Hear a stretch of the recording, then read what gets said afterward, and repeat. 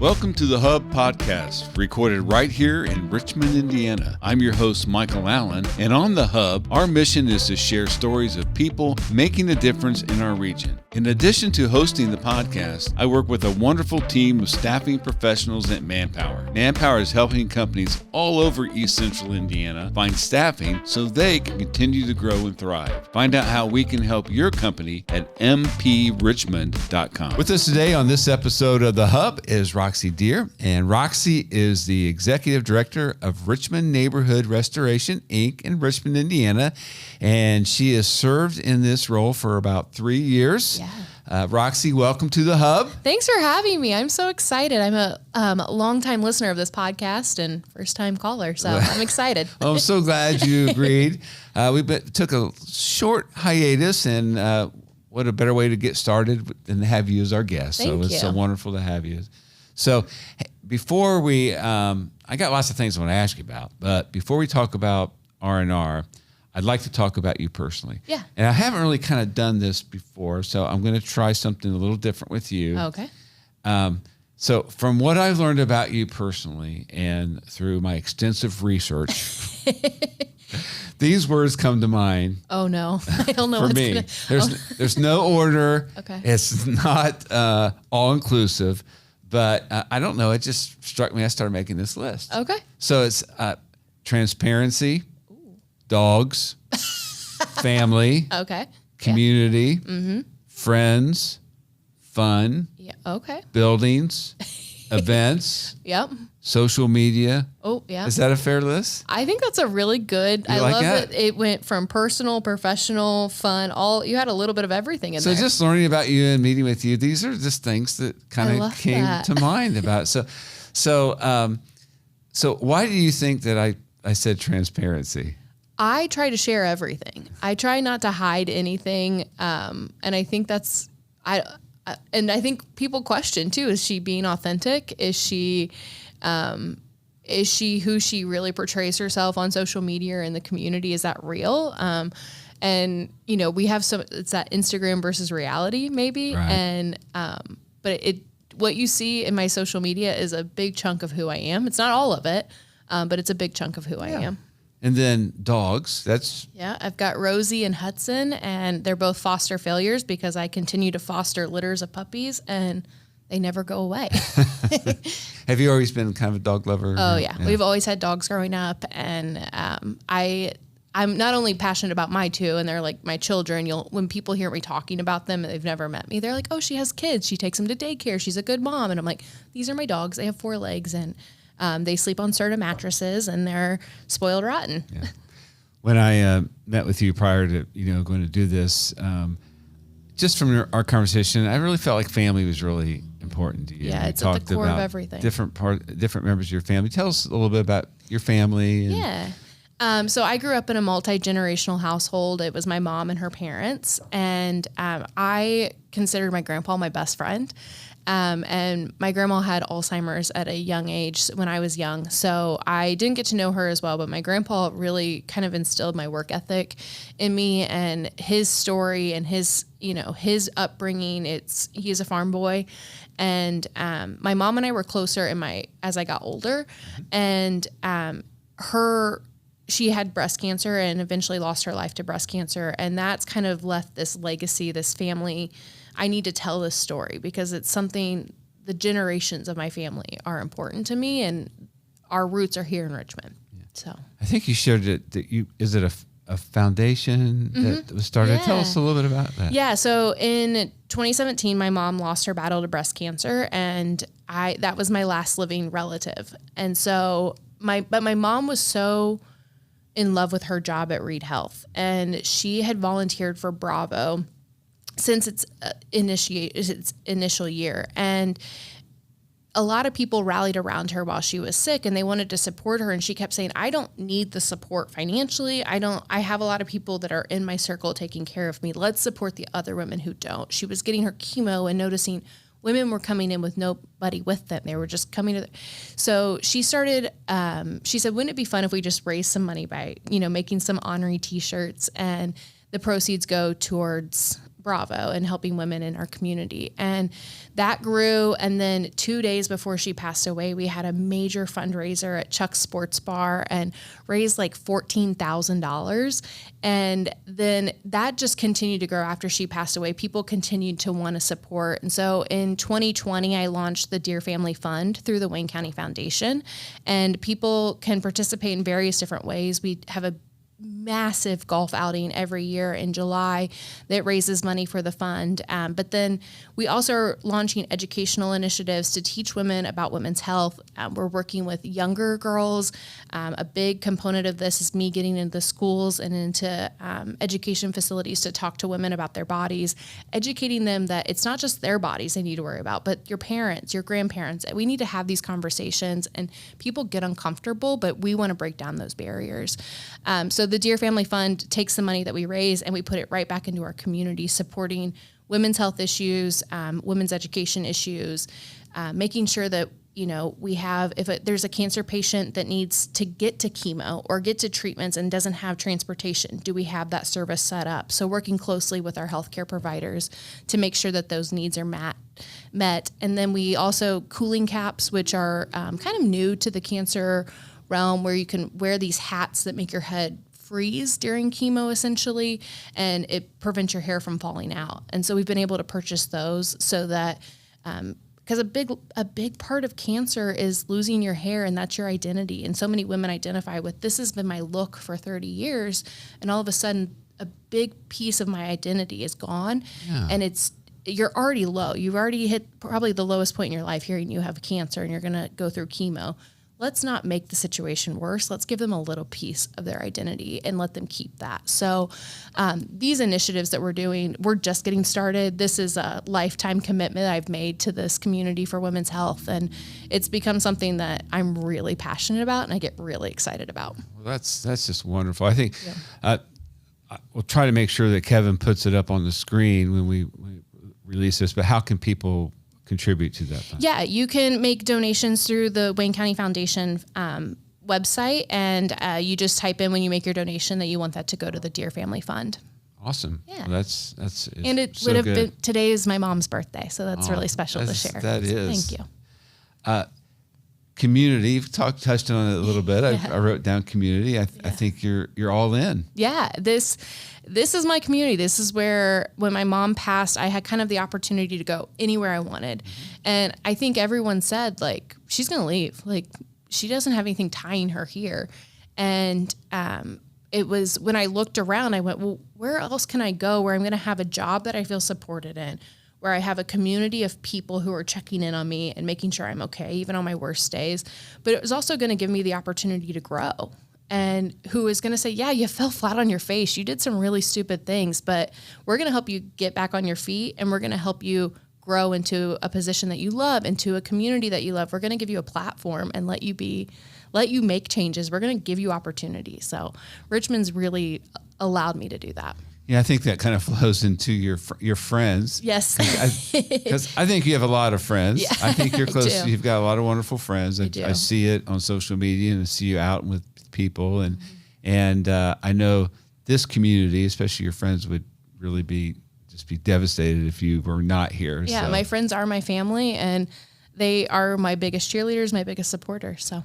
And you like to have fun. Oh yeah, you got it. You got to try to have new experiences all the time. I love your enthusiasm, and because I see you at a lot of events, and you do put a lot of stuff on social media. Yeah, I try to tell the stories. Yeah, and then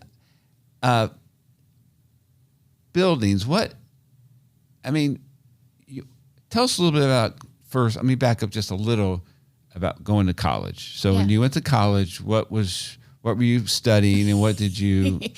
I went to the College of Worcester in Worcester, Ohio, and I originally went there to be in political science, and just did not love that. I wanted to be a little bit more hands-on, and so I got a degree, an undergrad in sociology, and actually did my thesis as a case study on Richmond and how people were connecting to education in Richmond. And that spearheaded me to come back and do some internships with communities and schools, things like that.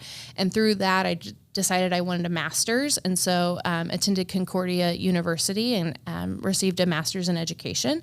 Okay. And then did absolutely nothing with those degrees. I worked at IU East for a few years and realized education's not where I want to be. That's not, I wasn't getting, again, to be as hands-on as I wanted to. And so I worked at the chamber for a few years where I really learned about the opportunities and the issues that our community's facing. And that was where it kind of focused me in. Like, we've got some big issues as a community that we have continuously tried to address, but I don't know that we've ever, until recently, really made movement. And so that job really led to me thinking about what's my next step. Where do I go? Where do I make the biggest impact? And couple of things, I never really fell in love with any opportunity that was coming forward. And it wasn't until Dave Jetmore and I ran into each other at Firehouse Barbecue. And he said, "You need to come see this building I'm working on." And I was like, okay, like I'll go see it. And I left there feeling very inspired. And I almost made an offer on the house that we were working on, R&R was working on at the time, because I thought, oh, that would be fun to own that house that they've invested in. And the next day, Jason Troutwine called me and he said, "Hey, I heard you got a tour of the property. Are you interested in working for us?" And I said, "I've never swung a hammer in my life, never painted a wall. I don't do construction." And he was like, "That's not exactly the job we would need you to do in this role." And I said no and kind of hung up on him. And I was like, "Oh, I guess I'm not buying that house." And Jason and Dave and Ginger, that whole team, they were kind of relentless. And they called my friends and had my friends calling me saying, "Hey, this is kind of the perfect opportunity for you." And they saw something in me that I didn't even see, and they continue to do that even now. You would have been at the chamber at that time, yeah. Is that right? Okay. Yeah, I was director of workforce education something, and loved it. And I was getting to like meet some really cool people, do some really cool things, but it just felt like I was kind of, okay, I want to do more now. I kind of want to take on more. Because I think I wrote down buildings, but I think your passion is not just necessarily just like rehabbing old buildings. No. But I mean, that's a lot of things that maybe we're going to talk about in a minute, but that projects that are involved, especially the big one, the Readmore. Yeah. But so anyway, is there anything else that you think is noteworthy about, I mean, that's kind of the quick overview. Yeah, no. But we can dive into more here in a second, but I think people, when they see me or they meet me online or they see, this, they go, "Is that really authentic? Like, is that really who she is? She really loved this community that much?" And then you meet me and you realize that's what drives me. That's what gets me out of bed every morning. I'll be your testimony. This girl's for real. Thank you. Thank you. It's been a pleasure to get to know you. So we're going to go back to one thing that I've done every episode so far, maybe not the first one, and then we kind of made it part of our podcast is asking you, it's because of my association with employment, Manpower, and since you've watched the few of the podcasts, the question probably is, what was your very first job? Yeah, so this is a good one. So this is funny. I was 15 and worked under the table for a local bar doing all of their menu designs. And that was kind of the first time I ever had, like, I showed up on Monday after, like, when the bar was not open, and I worked in the office and made my little paycheck, and I was out before before the doors ever opened. And then my first official job, like, paid my taxes, was Subway. Okay. I actually worked at Subway with a bunch of my friends. They hired like 6 of us to work at one restaurant. That was chaotic, and learned a lot of life lessons there. I think I worked fast food too when I was a teenager. And I mean, I thought there's an element that's pretty fun about it. Yeah. Because you're hanging out with people, mostly your age. Yep. And it can be chaos. Yep. And there's parts of it that aren't fun. But it's a little bit of sense of community when you're working in that environment. The 6 friends that they hired, we were all in band. So summer band came, we all had to stop working. Didn't think that part through. And so then one day, we're all like, yeah, we have to take the next 2 months off because we have marching band, so we can't be here. So it was just like this moment where they were like, oh, that's why when you hire high school students, you need to know what activities they're involved in. Well, I'm glad that you were just making menus at that bar, not serving, not mixing drinks. But that would have been a kind of a cool story too. Yeah. I wrote down about asking about kind of your journey from the chamber to the position you're in now. I think we kind of hit on that. Yeah. I don't know if we need to talk about that. For listeners who might not be familiar, let's go ahead and get into what R&R's mission is and how it plays out in Richmond. Yeah. So Richmond Neighborhood Restoration, or R&R as most people call it, we're in our 10th year. We're about to turn 11. And we started out kind of as a volunteer group. It was 4 men who just had a passion. One of them was a contractor. One of them was involved in the arts. One is a retired ENT, and one is a historic preservationist. Mm-hmm. And they said, there's this really cool house. Let's buy it and let's restore it. And you have the construction skills. A couple of us have the money. One of us has the historic piece of it. And they, as a group and a few of their friends, restored this home, realized that when they sold it, they were going to make money on it. So what do you do with that money? You buy the second property. Mm-hmm. And they bought the McGuire home on Main Street. And that's a big home, and it's a very public home. And everyone drives by that home and goes, oh, it's beautiful. It's beautiful. Well, they restored that one, made money, so they bought the third property. And all of a sudden, their wives are going, hey, can you form a 501c3 so that you can collect donations and it's not just our credit cards being swiped at Menards every day? And so they formed this 501c3, created a board of directors, and the goal was 1 home a year. We'll do 1 home a year, and we'll make a difference on Main Street. And that worked for them until about 2020 when construction prices skyrocketed. Yeah. And they started to think about what are other opportunities, how do we do that? And so it formalized a little bit more than they had and brought in executive directors. And they've had a couple of different executives. I'm the second one. And when 2021 happened, when in 2021 they had the opportunity to buy a building downtown, the former Secret Ingredient. And it was a partnership, first time that had ever been done with the city. And the city said, well, we have these redevelopment dollars. We'll give these to you if you do the work. And then the building can come back to us at the end. So did that and handed the building back over to the city and realized that that's a really cool model because now a building has been saved in our downtown. It's not fallen to out-of-town owners. It's and so while we're having that conversation with the city, Earlham has come to us and said, hey, there's this opportunity for this grant of $25 million. Is that something you'd like to be interested in? And we're doing all of that, but we're still doing our residential homes on Main Street. And so we focused on that while we wrote this grant with Earlham. And all of a sudden, this grant happens, and we're going to talk a little bit more about that. And so our whole focus has kind of shifted. We're still doing residential, but our big focus right now is this downtown district. So we're not really doing anything on Main Street up where the residential homes are. Not right now. We have a home on North 12th Street that we're remodeling in the Star neighborhood. Okay. And that home, the Washington Doolin home, built in 1876, is absolutely gorgeous. Mahogany woodwork throughout the whole home. And so we're doing that one. It's the first project we've done in the Star neighborhood. But our biggest focus right now is downtown. Yeah, it's, I guess that says there's still homes in that area that haven't been, I guess, saved, obliterated by I guess, people have bought it to rent it, and they've done things in the homes and destroyed some of the architectural part of the buildings. I'm not probably articulating it well, but but it's just, because actually I grew up on North 22nd Street, right across from the park, and a million years ago when I was in high school, I used to work on a bus route picking up kids for Sunday school. Oh my goodness. And the route was from where I lived, North 22nd Street, all the way down to 5th Street.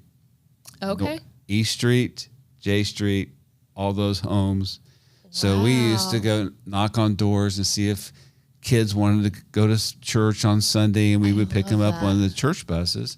And I was in been in a lot of those old homes, you know, and unfortunately, even back, and this would have been in the late 70s, early 80s, they were even then kind of being bought by people renting them out and chopping them up or whatever. Yeah. And that's a little disheartening. And, but I guess there's still lots of here in 2025, there's opportunities all in that area and down Main Street where some of these homes can be. Yeah, we are blessed as a community that the homes are still here. There's a group doing similar work to us in Bloomington, and we were visiting them and we said, can you show us your oldest home? And it was a home built in the 50s, because when the school expands, they knock down the historic homes and they build new. And while our homes may not be in good condition, at least they're still standing and they're still salvageable. So the house that we just finished on North 21st Street, the Hill House, or 23rd, I can't remember, the Hill House, right there on Main Street across from the park, is in the inside, it was in horrible condition. It had been named the ugliest home in Wayne County at one point. And we were able to clean it all out, gut it down, get it down. You know, it needed everything new. And we were able to save it. And that's one more home that's been saved that now is back on the tax rolls for our community. People are sending their kids to school in the district. Like it's that we've bought into it. We're taking something that probably should have been torn down and we've revitalized it and we've given it a new life. But if we had torn it down, you can't save it at that point. Yeah, I've struggled with when something should be preserved and tore down. Yeah, and there's a lot of pushback. I think people think, like, if you're preserving it, keep it how it was. Well, no one's going to buy a house with a garage with a dirt floor and to park your $70,000 vehicle in. So when we have to modernize, we have to put in a beautiful kitchen with natural light. We know that's what people want. We have to put in modern bathrooms. We have to have the washer and dryer. Like, we have to have plumbing in these homes. Right. The house on 12th Street didn't have a kitchen when we got there. And so at one point, I don't know that the original house had an indoor kitchen. We think it had an exterior kitchen. And so we have to do all of that so that a new family will move into it. No one's buying a home today with an old kitchen, because that's an investment you have to make. And so we're doing those modern updates to a historic home. Yeah, there's so many homes and only enough time, and I mean, projects can take it on. So it seems daunting, but I mean, I like your approach and about, you know, keeping the home standing, but understanding you do have to make some adjustments to it to make it. Yeah, you know, keep more the useful. Woodwork, keep the beautiful architecture elements when you can, but make it livable so that someone can move into it and actually use it as a home. So what is with your job right now, kind of what's the typical, I think it's probably not fair to say a typical day. There's no typical day for you, because I mean, there's so many things that I think that you could use a day for. Yeah. But kind of what's your work routine, maybe maybe unfair to ask like a day, but like a week or a month. What's your activity like? It really depends on where we're at with the projects. So if we're in the planning phase, working with the planners to make sure that the blueprints are designed and the renderings, and then getting quotes from contractors and making sure the buildings are open. All of our buildings get at least weekly walkthroughs. Some of them are getting daily walkthroughs depending on the condition of them. As we get into the winter months, those become daily walkthroughs for every building, because you can't let an old building sit in bad weather. And then, you know, behind the scenes, you're doing marketing, you're doing the day-to-day upkeep, you're, you know, making sure people are getting paid on time, you're doing the board development pieces, you're doing, I think people see me in front of the computer and then they see me walking down Main Street and then I'm back in front of a computer. Every day is different. Yesterday I got a call from a contractor who said, "Hey, we have a bit of an emergency. Can you be here in 10 minutes? And everything I was planning to do that day came to a complete halt, and I had to run to Menards to help solve a problem. And you just kind of have to be on the fly almost all the time, which is not always a great work environment, but we're lucky that we have a lot of buildings and I can just pop in and work wherever I need to work. Yeah. So What is your project list right now? I mean, Great question. Like? So we have the house on North 12th, the Doolin. We just completed the Readmore building, so that is currently on our list of projects. Really, we're kind of in the marketing phase of that one, is telling the story about that renovation. And then we own the Second National or U.S. Bank building downtown, and we can talk more about that project. So those are the 3 that we currently own and are working on, but we have about 6 in the pipeline that we are getting plans for, quotes for acquisition. All of those things are coming down the pipeline. These 6 that you're talking about, are these ones that have already been purchased or ones that we don't own them? We don't own them yet, but we don't typically purchase a property until we have the quotes, the renderings, all of those things, because until I can get an engineer in the building to make sure it's safe, we're not going to purchase a building that we have to tear down. And R&R will not make it a thing to tear down buildings. That's not what we want to do. That's someone else's job. Yeah. And so we make sure buildings are safe before we ever purchase them. So this 6 is just kind of a wish list. A wish list of ones that would love to get your hands on and turn it into a project. And it doesn't sound like maybe nothing's really happening with them now. Publicly, no. But I mean, just this afternoon, I'll go through renderings of one of them with a construction team. And if you look at the renderings that we have of Readmore from when we started to now, the renderings don't even look the same. The kitchens have all moved. The bathrooms have all moved. And that's the beauty of an old building, is that once you get in there, everything changes. Yeah. And so that requires a lot of one-on-one and a lot of time in the building. My design team, once we start a project, we are in there once a week, twice a week, making sure that, hey, if you put the refrigerator here, it's going to lean because this floor is not even. So you got to, all those things have to, every little decision requires at least 2 people on it. So the hit on this a little bit, but part of one of my questions I'd written down was like, how do you decide what your next project will be? And I mean, you kind of hit on that, but is it about a strategy or is it about an opportunity? And I don't know if you know what I mean by that. So, I mean, it's like, oh, here's a great opportunity with this building that we didn't know, and we can really do some good here. Or do you have, I don't think you have this, well, when it was Main Street, the properties, that was maybe a strategic plan, but I don't think. We do a little bit. So it's a little bit of both, I think. When we have a selection criteria. We evaluate every home or building. And one of the things we look for is, how does it look on the outside? Because if we are only improving the inside, that doesn't improve the community or the neighborhood. So one of the highest priorities is it safe? And what will the impact of the building be once it's completed? You can see the visible difference on the Readmore corner, because we were able to not just give it a fresh coat of paint, but we've created an energy there. And that's what we look for in our projects, especially in downtown Richmond. But when we're looking at residential, how much money is it going to cost to put into this project? Can we sell the building for that?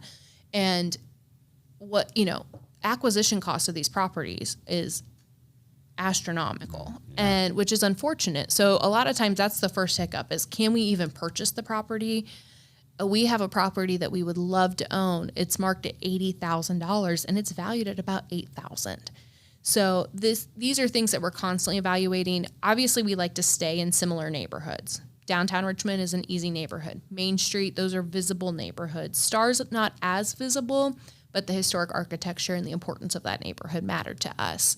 When we're evaluating projects in downtown Richmond, what's the end goal with that building? How will it be used? Is it usable? Is the storefront space attractive to a potential business owner? Those are all things that we look at. Yeah.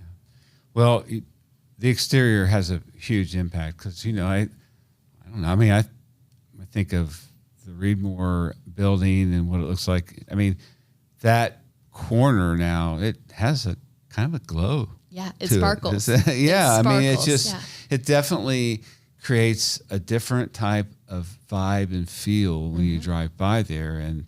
And I think business owners underestimate how important it is to have the exterior of their business looking nice. Yeah. I mean, and it's not always about money. It's about cleanliness and trash and like someone lives there mowing the lawn. Yeah. and It's yesterday I was walking into Readmore, and this was like 8:00 at night. I was working pretty late last night, and I'm unlocking the door, and it's dark outside, or getting dark, and cars are going by, and someone shouts at me, "Wait, something's happening in that building." And I said, "Yeah, it's been restored. Where people are going to move into it." And they went, "That's so cool." And they're just looking up. They're at a stoplight, just looking up at the building, and you could see them processing like, "Oh, that building's been saved," and "Oh, something cool is going to happen there." And the light turned green, and they're still sitting there staring at the building. And that's kind of a moment that happens all the time down there. Is there, what's happening? What's going on in that building? They shout at me, every time they see me. And it's just fun to see people walking by, and they stop and they stare. And it's a cool mission that we have. And hopefully with other projects that aren't necessarily R&R related. Yeah. That's going to add to that kind of feel. Yeah. Especially in the downtown area. Kevin has a great photo of downtown Richmond that I've recently used, that you can see all of the buildings, and I can go down each building from, I think the picture starts at the courthouse and goes, I think, all the way down to 8 to the bar. And there's a plan in place for almost every building in that radius. And that's something that's truly incredible for a community our size, is that we have invested so much money that in 5 years, this downtown will not look the same. Yeah. I believe it's definitely heading in the right direction. And I love to see all the things that's going on. I mean, I'm part of the downtown. Right. So, I mean, I have interest in wanting to go that way. Well, and you've invested in this downtown when no one else was investing in it, right? You've continued to be that building at the end of the block that you've maintained your yard. You've kept it up. You're not letting your building fall apart. And now we're all catching up to you. Yeah, well, and we're all like, that. "Oh, wait, hold on. They're doing something really cool down there. Let's support them." Yeah. So thank you for your investment. Yeah, thank you. Let's talk about, I had a note here about money, about navigating funds and partnerships.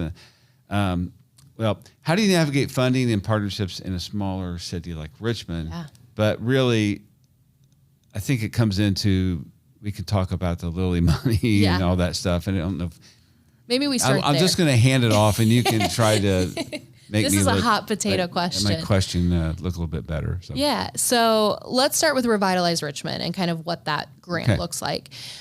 So Revitalize Richmond is funding through the Lilly Endowment, and Dakota Collins and the Earlham team can get into all the weeds with you on these. But essentially, the Lilly Endowment said, "Hey, if you're a 4-year institution in the state of Indiana, we have an opportunity for you to apply for $25 million for a project in your community. The goal is that your college is connecting to your community with these funds." And so Earlham, back in 2023, in the January, February, March, pulled a team together of community people, community leaders, and they said, "Where's our biggest need? And where can we leverage?" Because Lilly said also, find matching funds. And the more matching funds you find, the more money you get. And we knew that the Elder Bierman housing complex was going in. We knew that was coming, or we thought it was coming in at that point. We were pretty sure. And so that's a huge investment. And so we could use the funds that they were planning to spend there as part of the matching funds. Good. So that does not mean that the Elder Bierman building is part of Revitalize Richmond. It's just counting the money that they're using we were able to leverage to gain more money. Because they're not getting any of that money. I don't believe so. I'll let Dakota answer that question. Yeah. He knows the grant better. I wish we had like a call-in line. Because we have Dakota call in right now. Hey, Dakota. And he's done some great podcasts where he's answered some questions too. So, and they have a great website that I'm sure Kevin can link to and to provide more information. So that $25 million though, if we're able to leverage that plus some other investments that are being made downtown, we were able to kind of put them into 3 categories: activate, build, and connect. And so inside that $25 million, you have the R&R projects, which are 4 to 5 buildings downtown that we restore, small buildings. And then they've also, they're working with the Parks Department to do some of the work in the Gorge activation plan. There's some beautification efforts, but there's also money for some of the bigger buildings downtown, including Oddfellows, which we're in right now. And that's a partnership with a private developer. Revitalize Richmond was able to give him some money to help support that project, but he took on the Oddfellows, the Nolenbergs building, the Hiddle building, which is that big, ugly green one, catty corner from the Readmore building, which a lot of people just drive by and like don't even acknowledge because it's so ugly looking. He also took on the Cheese Grater building, which, that building, you'll love to hate it because it's just kind of an eyesore. And so his investment coupled with the money that Revitalize Richmond made that project possible. And so you've got this $25 million, but then I think there's like 83 in matching funds. So where you've got over $100 million being invested. And most of these projects, I think anything with Revitalize Richmond has to be completed by 2028. So we've got a timeline. We've got checkpoints that we have to meet, metrics that we have to have throughout we do quarterly reports, monthly reports. Dakota and I talk, I think, daily on every project that we're working on. And R&R's taking on those small buildings because we're a small organization doing this work, but those big investments will make the big impact. So that's Revitalize Richmond. And I think that's where people are like, well, is that federal funds? Is that state funds? It's all private funds through the Lilly Endowment. R&R also uses other funds to help support our organization. So we work with our financial institutions. We're so blessed with great institutions here in our community that support us with low interest rates on construction loans. We also use Indiana Landmarks. They're a major partner of our organization, and they do 0% interest loans for us on every project that we do residentially. They're also helping us when we purchase a property downtown to make sure that that property stays in good hands and has protective covenants on it so that if the building were to ever go up for sale, that the person doesn't paint the building hot pink, and that and ruin all the work that we've put into it. So, but also being aware that you can't sell a building with 1 million protective covenants on it because nobody wants that either. You want to buy a building and do with it what you want. Right. You have the liberty to do some of the things you would like, and a lot something that you own. And they're really great to work with because they understand that it's better to have the building than to have the building with the original windows. Like, let's work with everybody and make sure that this is applicable and real life and usable. Let's see. I'm going to go and ask you a couple of questions toward the end here, but I had just some random things that I wanted to ask you about. I put in the middle of my notes. Library renovation. Yeah. What are your thoughts about that? That is a beautiful building, and I wish that there was a silver bullet that we could find to solve this problem. I haven't looked at the renderings. I haven't seen. This is not a project we're taking on. I trust their team. We have to have a library in this town. We can't not have one. And so maybe there's an alternative, an option B, C, or D. And I really hope that as a community, we come together and support whatever the best option is. We have to have a library, though. Don't you think, though, it should stay where it's at?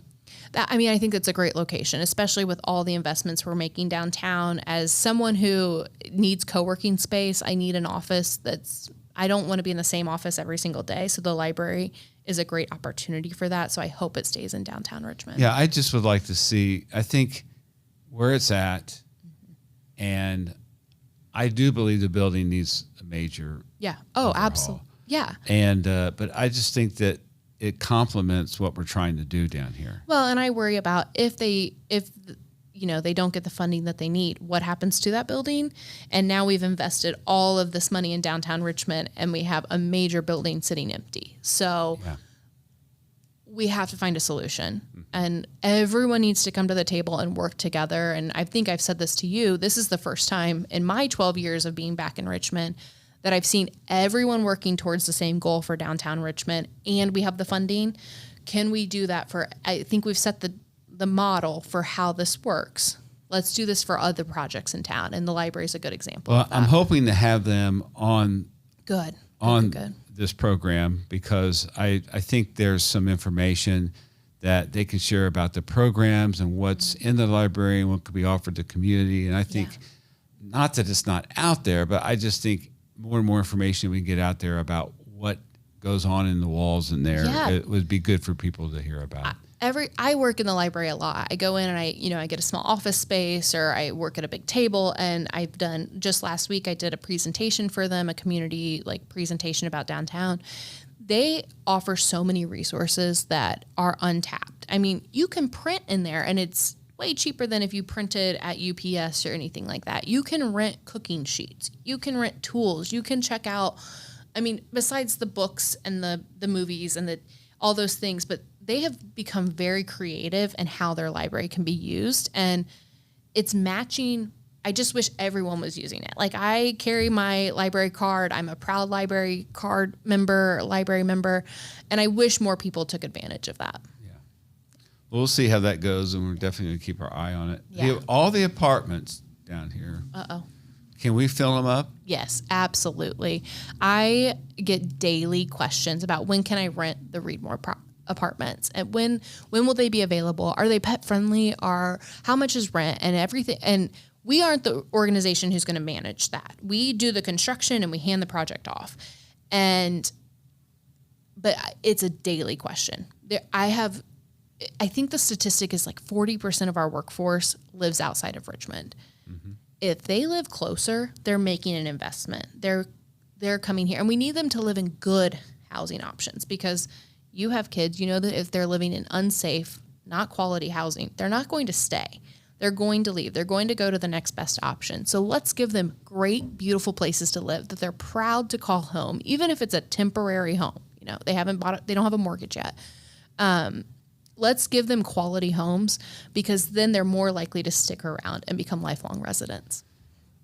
R&R, you're not in the landlord business. No, and we don't want to be. So once you get into the project you've done with Readmore, that has to be handed off to someone else, and then they're going to, whoever that is, and that's going to be rented and whatever, because you mentioned the secret ingredient building, mm-hmm. and maybe it's because things move so slowly in government.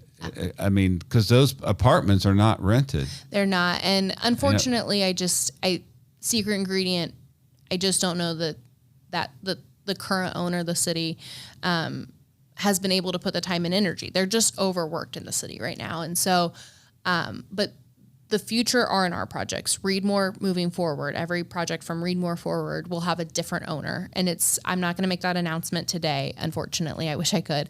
But they will make that announcement pretty soon. I think that what properties they're purchasing from us, and they outside of Readmore, and they have property managers already in place. They are already talking to business owners to fill that storefront.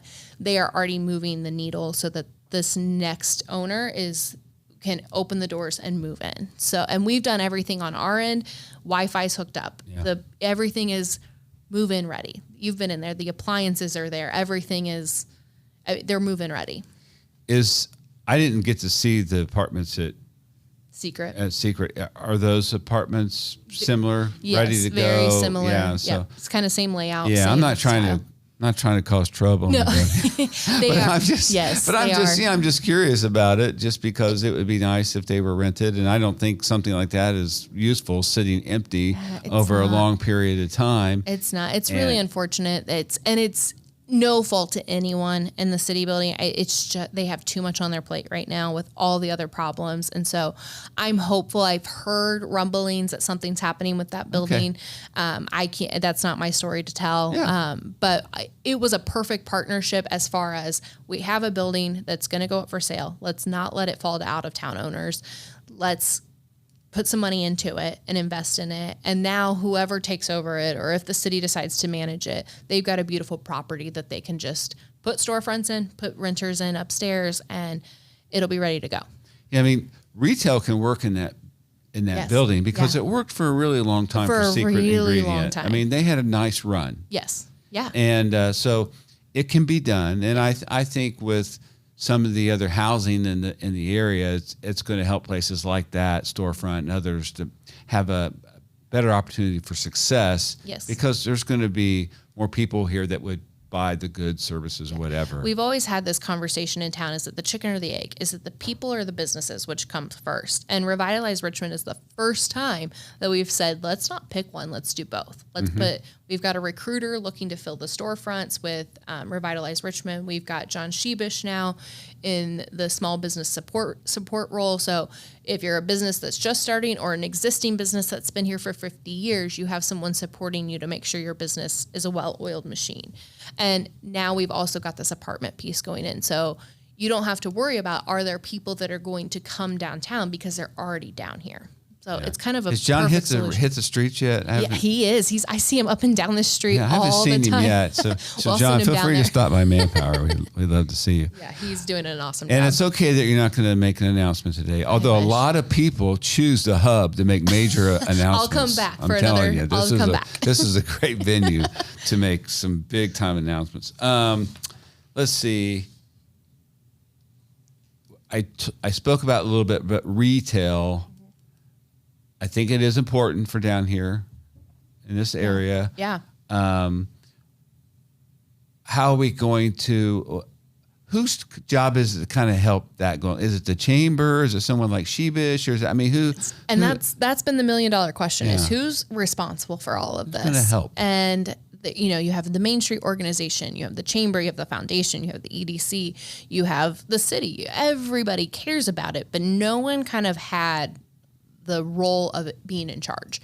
And so Revitalize Richmond has said, hey, there's this great group called Retail Strategies, and they're based in Birmingham, I think is where they're at. And their sole job is to come into small towns like ours, look at the open office spaces that we have, the open retail spaces, and go, this is a perfect fit for regional that need to expand or get there first. So maybe it's a farmer's market person who is ready to take on a storefront. They've done it, at home for years. Now maybe it's a state, somebody who's in Indianapolis and needs a second location. Or maybe it's a national chain and they're looking to have smaller pop-up, not pop-up because that means they're here for a little bit and gone, but smaller scale stores in downtowns. And that's becoming a bigger trend too. You're even seeing it like Kroger is now doing small bodegas in small towns because they don't need to have a big, massive grocery store, but they can have a small store with just the essentials and be just as successful as their great big warehouse store. So we're seeing these trends change. And obviously, if you look at the population that's downtown right now, there's not a lot of people, but we know that we need to plan for 5 years. What happens in 2028 when all of these apartments are starting to fill? What storefronts do we need? So there's a needs assessment that's been done. We need groceries. We need something that brings people down, places to eat, places to hang out, those kind of third spaces where people just relax and hang out. Where do you see kind of R&R in the next 5 years? I mean, that's maybe, I don't know. It's kind of a stock question. It's a great question. But I just like, the scope of what you're doing. Yeah. I mean, that's 2030, it seems so far away, but it's right around the corner when you start to think about these projects. I'm hopeful by then we have to have completed our work in downtown Richmond through Revitalize Richmond. And I hope that serves as kind of a nucleus for our neighborhoods now. So then we can go back to the residential pieces and really beef up the residential, because we're so focused on these big projects right now that when those are gone, it's going to feel kind of like we're just working on one house now. So I'm hoping that we can ramp up our residential and do either focus all in on one neighborhood and have multiple properties going, or can we be in multiple neighborhoods doing one house each place or two houses each place? So I think we're going to really, once the downtown's taken care of and we can say, yep, that's checked, let's go to the next neighborhood. Or maybe we go back to Main Street and say, okay, if you're driving in, what do you see and what can we fix? So we'll go back to residential full time. If we can, that's a really great point about the Main Street part, because if we kind of take care of Fifth Street up to the theater, maybe. Yeah. And then it's just a few blocks further, we start getting into those homes. Yeah. it'd be a great area to try to take care of up to the park at least. Yeah. And I think about, how do you get into Richmond? So you come in off 70. What are your touch points? What are the first things you see when you come into our community? When you come in off 70 on 40 and you're driving down the street, you see all of these retail chain stores. We look like every other town in Midwest America. But then you get to the core of our community, you go, this place is a little bit different. Let's make that sparkle. Let's make that Readmore corner happen all across our community. At least the entrance it's not too overwhelming retail. No. It's like driving into Muncie. Yes. McGaggard. Yeah. That's awful. Boom, boom, boom, boom, boom. I went to Ball State and McGaggard. It's just like, that's not what we want. I don't think we're going to have that. Our grid's not that way. But I think if we can kind of stick with what we have and the themes, I think we'll be good. Yeah. So here's the question I thought of. So what's your favorite hidden gem in Richmond? If you could restore any building in Richmond, no budget constraints, no, what would you do? What's kind of, have you come across one like that that's kind of, are you allowed to say? Yeah, I'll say it, and I'll talk about why we can't redo it right now. It's the Crane House on there across from the park, the old sanatorium. And that building, just a couple of blocks from where I grew up. Yeah, and right on Main Street, and that house and the brick building next to it. Yeah. If I could, I would stand on the corner every single day and collect money from every car that passed by to save that house. But it is in red tape mess. And, you have owners, you have renters, you have had people throughout the years. And if you go through the building or you pop your head in, which I don't recommend doing because don't be on the property. I always say that because I don't want people to be like, well, Roxie said, go look at it. It is down to the studs on the inside. So there is no historical significance to the inside of that building, but that building means so much to our community.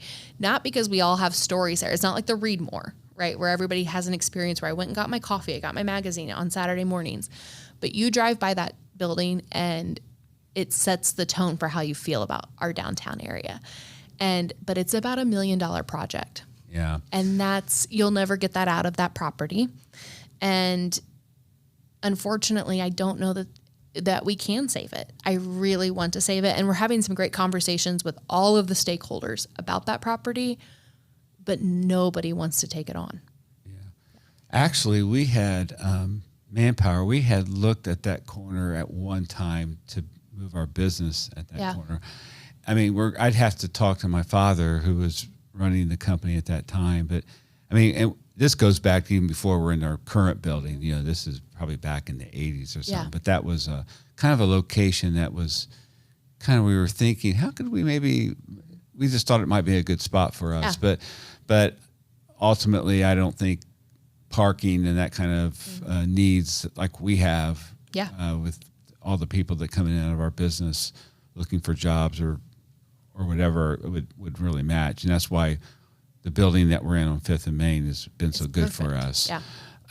So that's interesting. It would be nice, but it sounds iffy. That building's existence sounds a little iffy. Yeah, and unfortunately it's weathered so many storms, and I drive by it every day and I go, I want to go in and I just want to start painting and start, I want to get an electrician in there and start fixing it. And we're just not in the place to do that yet. Yeah. And I don't know that we'll get there to do it, honestly. Yeah. And it's going to be a tough conversation for our community to have because everyone wants to save that building, but we've had the professionals in there. We've had Landmarks has been in there. The city has been in there, and I don't know that there's a solution for it, but man, if I could find one that was realistic and cost effective, if I had every dollar, if Lilly Endowment came in and said, we'll cover that one too, we would do it in a heartbeat. Oh, yeah. Yeah. But it's not a feasible project right now.